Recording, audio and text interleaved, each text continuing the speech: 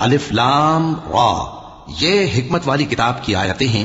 کیا لوگوں کو تعجب ہوا کہ ہم نے انہی میں سے ایک شخص کو حکم بھیجا کہ لوگوں کو ڈر سنا دو اور ایمان لانے والوں کو خوشخبری دے دو کہ ان کے پروردگار کے ہاں ان کا سچا درجہ ہے۔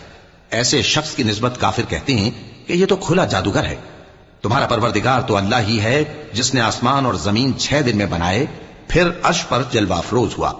وہی ہر ایک کام کا انتظام کرتا ہے، کوئی اس کے پاس اس کی اجازت حاصل کیے بغیر کسی کی سفارش نہیں کر سکتا۔ یہی اللہ تمہارا پروردگار ہے، تو اسی کی عبادت کرو۔ بھلا تم غور کیوں نہیں کرتے؟ اسی کے پاس تم سب کو لوٹ کر جانا ہے۔ اللہ کا وعدہ سچا ہے، وہی خلقت کو پہلی بار پیدا کرتا ہے، پھر وہی اس کو دوبارہ پیدا کرے گا تاکہ ایمان والوں اور نیک کام کرنے والوں کو انصاف کے ساتھ بدلہ دے۔ اور جو کافر ہیں ان کے لیے پینے کو نہایت کھولتا پانی اور درد دینے والا عذاب ہوگا، کیونکہ وہ کفر کرتے تھے۔ وہی تو ہے جس نے سورج کو خوب روشن اور چاند کو بھی منور بنایا اور چاند کی منزلیں مقرر کی تاکہ تم برسوں کا شمار اور کاموں کا حساب معلوم کرو۔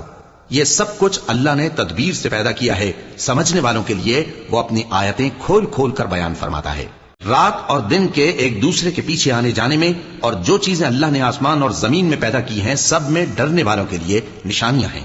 جن لوگوں کو ہم سے ملنے کی توقع نہیں اور دنیا کی زندگی سے خوش اور اسی پر مطمئن ہو بیٹھے اور ہماری نشانیوں سے غافل ہو رہی ہیں، ان کا ٹھکانہ ان اعمال کے سبب جو وہ کرتے ہیں دوزخ ہے۔